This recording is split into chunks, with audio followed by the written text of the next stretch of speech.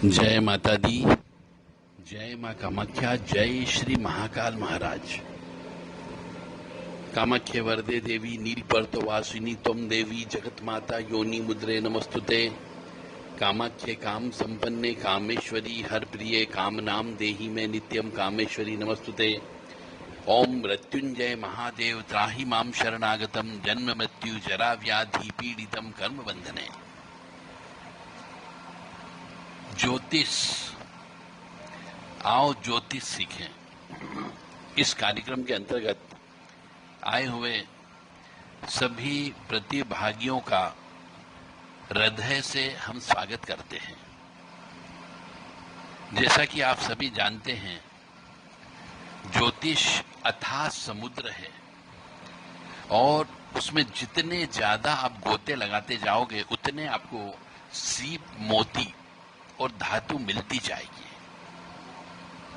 इसी प्रकार से हम आपको आज ले चलते हैं छठे भाव के केतु के बारे में।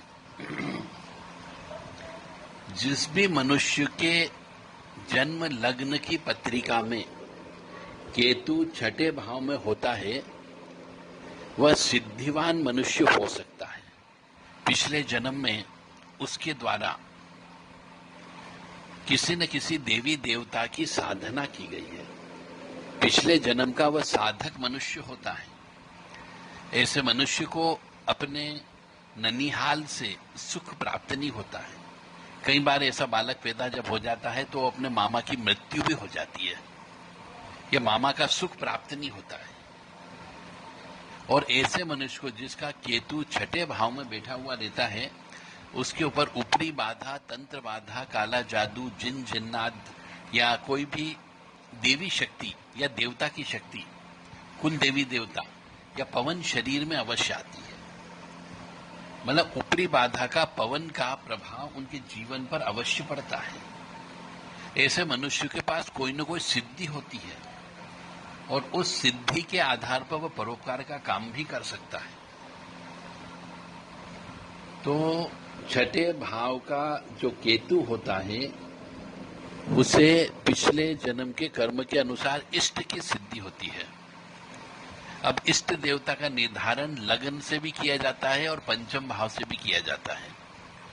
तो ऐसे मनुष्य को अपने लगन के देवता और पंचम भाव के जो देवता हैं, उन दोनों की ज्यादा से ज्यादा पूजा पाठ करना चाहिए ताकि उनके जीवन में कष्ट की प्राप्ति कम हो। यदि वो पूजा पाठ नहीं करते हैं, नास्तिक हो जाते हैं, तो ऐसे मनुष्य तंत्र बाधा से ग्रसित हो जाते हैं और उनका जीवन नरक हो जाता है। तो यदि आपकी पत्रिका में छठवें भाव में केतु बैठा हुआ हो, लगन जहां लिखा हुआ होता है वहां से छठा नंबर का जो कालम खाना आता है उसे छठा भाव बोलते हैं। वहां पर यदि केवल केतु बैठा हुआ हो तो आप संपर्क कर सकते हैं। आपकी सिद्धि खुलाई जा सकती है, बुलाई जा सकती है और आपके बहुत से रुके हुए कामों को पूरा भी करवाया जा सकता है। जय माता दी, जय मां कामाख्या, जय श्री महाकाल महाराज।